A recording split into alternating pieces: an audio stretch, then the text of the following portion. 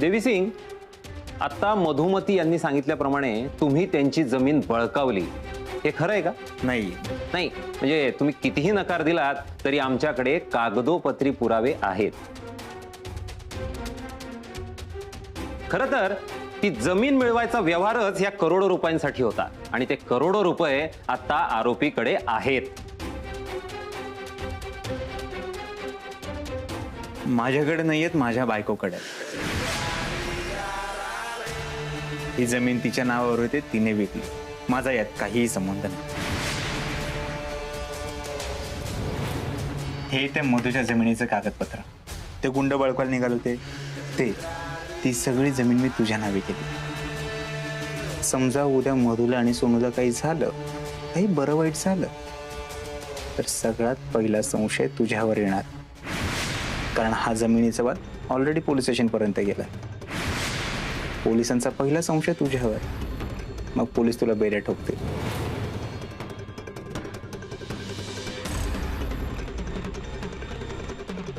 काय गो म्हणले? एवढं करोडो रुपये डिंपीने ठेवलं कुठं? जज साहेब, आरोपी फार शिथाफीनं त्याच्यावरची जबाबदारी झटकतोय.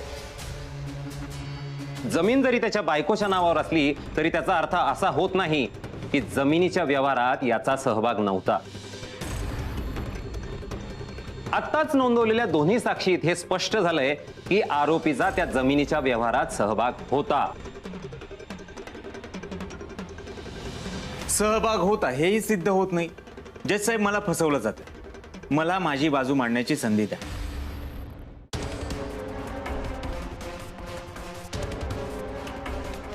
जमिनीच्या व्यवहाराचे पुरावे आणि इतर चौकशीसाठी हे न्यायालय पुढील तारीख देत आहे. या केसचं कोर्टाचं कामकाज त्या दिवसापर्यंत स्थगित करण्यात येत आहे.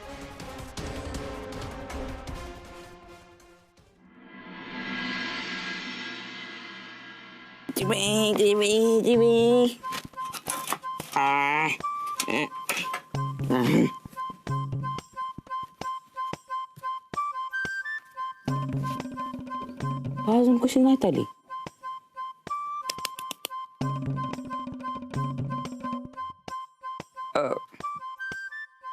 आजी, तुला काय वाटते आज कोर्टात काय झालं असेल? म्हणजे अजून आली नाहीत ना समधी म्हणून. आता मला काय माहिती, त्या बाय भुलव्याला शिक्षा झाली ना तर लय बरं होईल. आजे अग असं नको ना बोलू, म्हणजे दाजी ते माझं एवढंच. जा मग मुका घ्यायचा त्याच्या पालखीचा निघाला धोर, त्याचे लाकडं गेली लवकर नदीला, त्याला गाडला नेऊन मसनात. अगं थांब थांब थांब, आली तर बघ समधी. या या या, जरा शांत बस ना. हा, आता सांगा काय काय झालंय. मंगले, ही काय येळ आहे ग यायची? अगं तिकडं कोर्टात काय झालं ग? झाली का शिक्षा त्या बाय भुलव्याला? अगं बोल की काहीतरी, तुझी काय दात खिळी बसली का काय? अरे ह्या लोकांनी ना आपल्याला फसवलंय. अगं तुझ्या नातीकडं ना करोडो रुपये आहे जमिनीच्या व्यवहारातलं. उगाच काहीतरी बोलू नकोस. तिच्याजवळ करोडो रुपये असतं ना तर ती कवाच इथनं पळून गेली असती हिरोईन व्हायला. कुणास ठाऊक, तसाच विचार असेल काहीतरी तिचा. टिंपे, ते जमिनीच्या व्यवहाराचं का नाही सांगितलंस गा मला? हा, आणि व्यवहार झाला कधी? डॉक्टरांकडे एवढे पैसे कुठून आले? टिंपे, ती नक्की काय करतात? चुकीचं तर काय करत नाहीयेस ना तू? टिंपे अगं बोल की, अजून किती लपवणार आहेस आमच्यापासून? टिंपे, जर मला कळलं ना तू काय तर चुकीचं करतेस, आयुष्यभर तुझ्याशी बोलणार नाही, ध्यानात ठेव. व्यवहाराचा पैसा कुठं आहे? मला काय माहित, डॉक्टर खोटं बोलते. ती आतापर्यंत बायको म्हणून विश्वासात घेऊन जे जे काम करायला सांगितलं ना ते मी केलं, आणि आता माझ्यावर खोटे आरोप लावतात. पण तुम्हाला माझ्यावर विश्वास नाही ना? जाऊ द्या, सारखं व्हा तुला. खरं कोण खोटं कोण विचार करून करून डोकं फुटायची वेळ आली.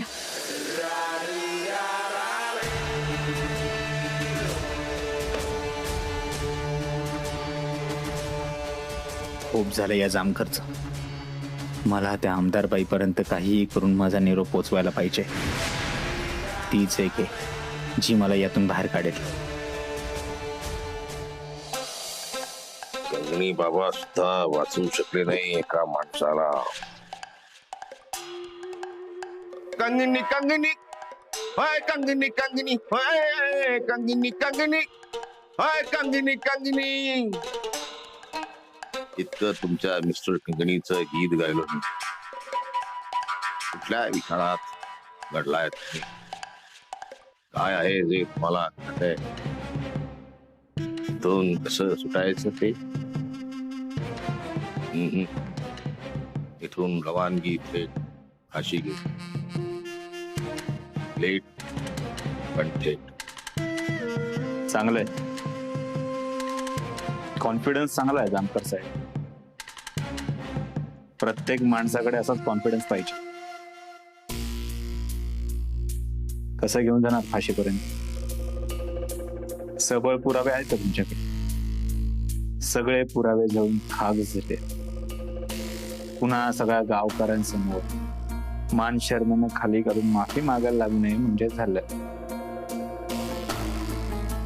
एक आठवडा, फक्त एक आठवडा.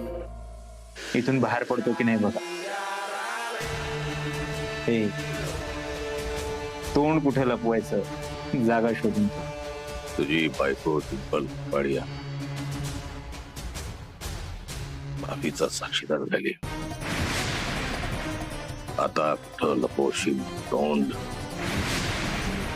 कंगनी कंगनी हाय कंगनी कंगनी हाय कंगनी कंगनी हाय कंगनी कंगनी.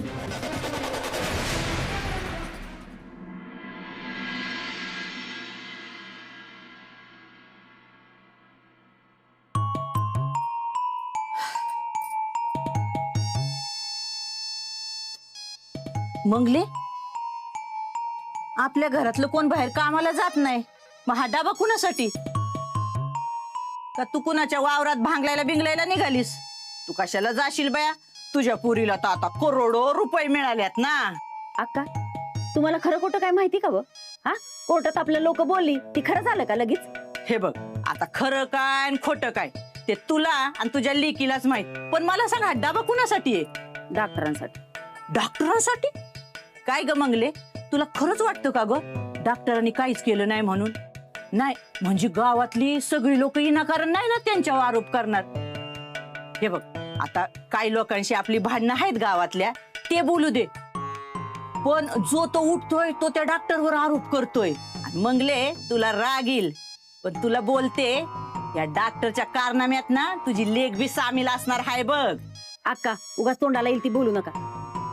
हा, तुम्हाला या वाड्यातलं काही मिळत नाही ना म्हणून असं बोलताय असं वाटायला लागलंय.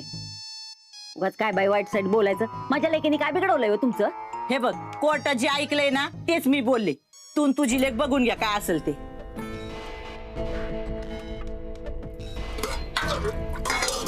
डिंपे, डिंपे, ते जमिनीच्या व्यवहाराची नक्की काय भानगड आहे एकदाच सांग मला.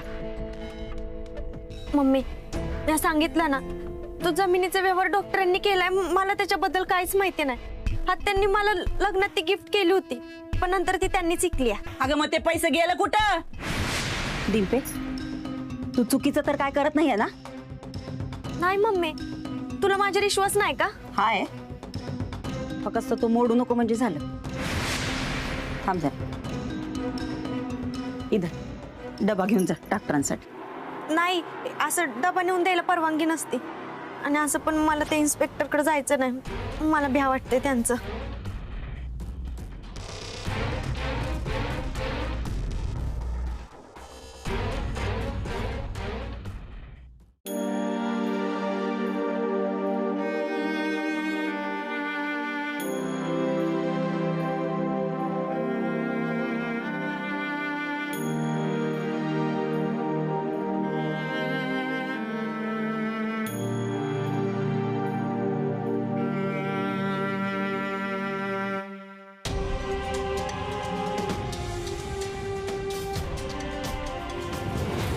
आजपर्यंत गावातल्या लोकांना उधार देत होतास, आता एकाचे पैसे डबल करून द्यायचेस. त्यासाठी एक पतपेटी टाक आणि लोकांचे पैसे डबल करून दे.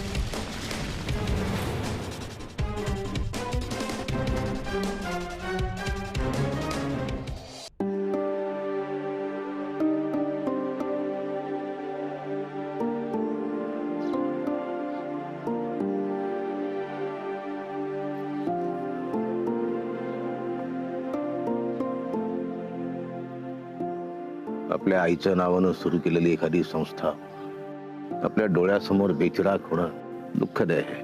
फार. सोडू नका साहेब त्याला. त्या नीच माणसाला नराधमाला सोडू नका. त्याने सगळी माझी इज्जत घालवली. माझ्या मित्राला माझ्या दोस्ताला मारलं. तर त्याला सोडू नका. आणि त्याला जर कोर्टानं सोडलं ना साहेब तर मी माझ्या हाताने जीव घेईन. मग मला फाशी झाली तरी चालेल. होणार त्याला फाशी होणार आणि ज्यांनी त्याला साथ दिली त्यांना सुद्धा शिक्षा होणार. साथ दिली म्हणजे त्याला कुणाची तरी साथ असल्याशिवाय तो एवढं मोठं काम करू शकत नाही. साहेब डॉक्टरांसोबत गावातलं मी आणि बजा आणि डिंपल. जी डिंपल कशावरून? पैशासाठी.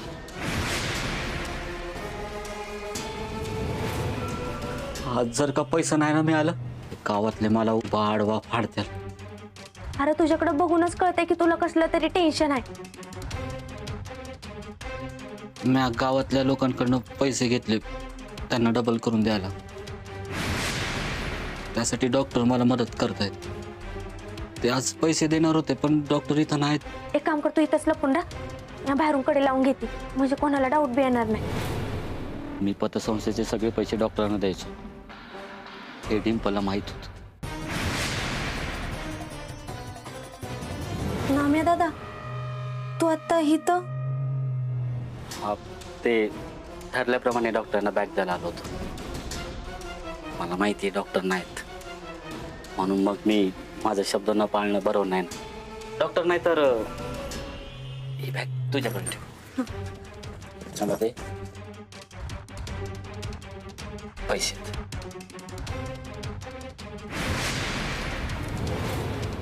आणि असं बी तिला लहानपणापासून श्रीमंत व्हायचं होतं. पैशाची हाव होती तिला. शक्यता नाकारता येणार नाही साहेब. पैशासाठी डिंपल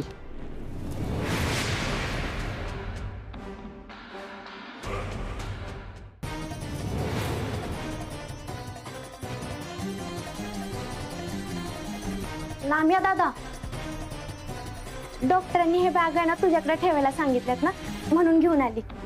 माझ्याकडे का? पण एक गोष्ट लक्षात ठेव नाम्या दादा डॉक्टरांनी तुझ्यासाठी एवढं केलंय तू आहेस त्यांच्यासाठी नाही करू शकत. पतपेढीचं सगळं पैसे डबल करायचं षडयंत्र सगळं. नाम्या दादा बाद झालं. तू कोणाबद्दल काय बोलते तुझं तुला तरी कळतंय का? माझ्या नवऱ्याबद्दल एक बी वाईट शब्द मी ऐकून घेणार नाही.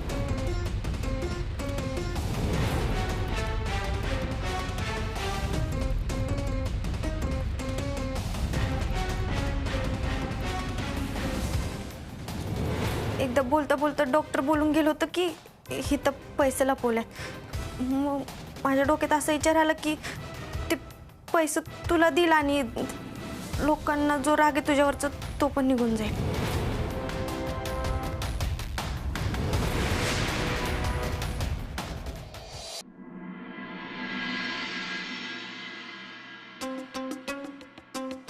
हे घे चहा.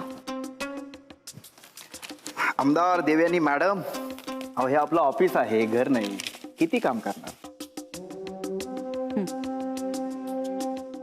चक्क चहा, तेही प्रेमाने. विष तर नाही ना टाकल्यात.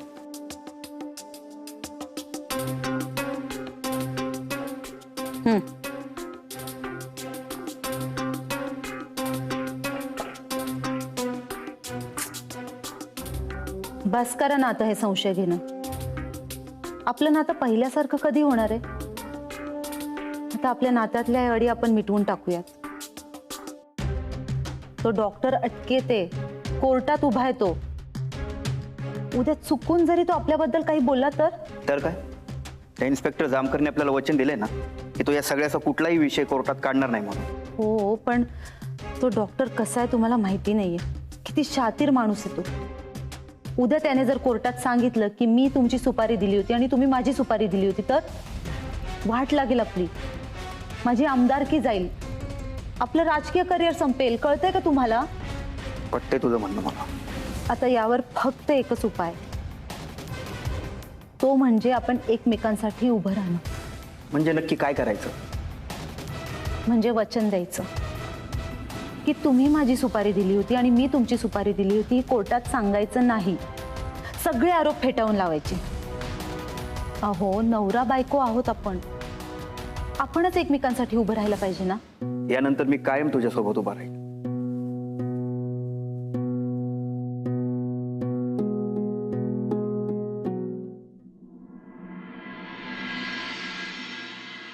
सिंपल खडं नीट काढ, नाही तर माझं दात तुटत्याल. तांदूळ असू देत नाही तर आयुष्य. माणसाला त्यातलं खडं नीट बाजूला काढता आलं पाहिजे. मी काय म्हणते ती कळतंय ना. वय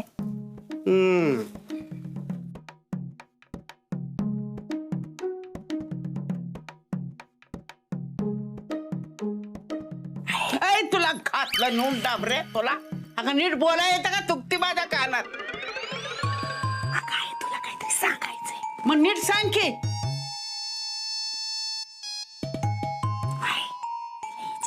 पैसे कुठे ठेवले. आले पटकी हिला. हिला ना पैशाशिवाय दुसरं काही सुचतच नाही.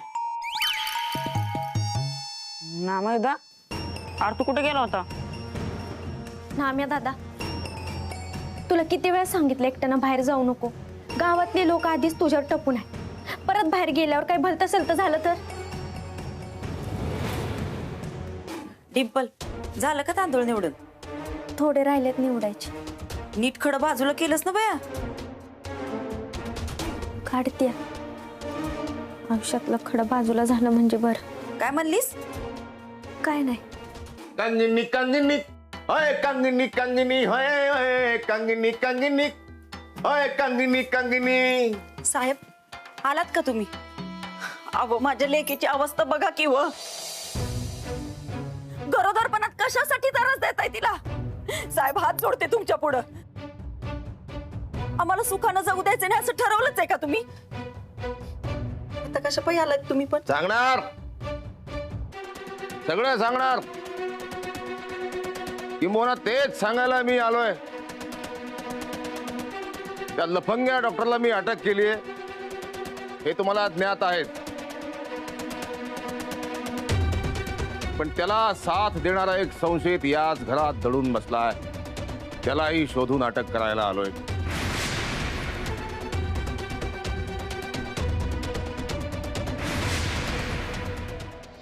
हा कर कर. त्याला आहे ना जो बाय भुऱ्याला साथ देतोय ना त्याला अटक कर. म्हणजे हे सगळ्यांना आकला येत्याल. त्याचं नाव काय आहे हे तरी विचारशील की नाही हिरोईन.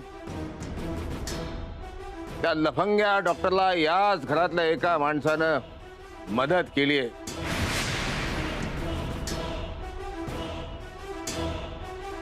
आणि त्याचं नाव आहे या घरातला अतिशय महत्वाचा छोटा मोठा घटक नसून अतिशय महत्वाचा घटक. त्याचं नाव आहे डिंपल कपाडिया.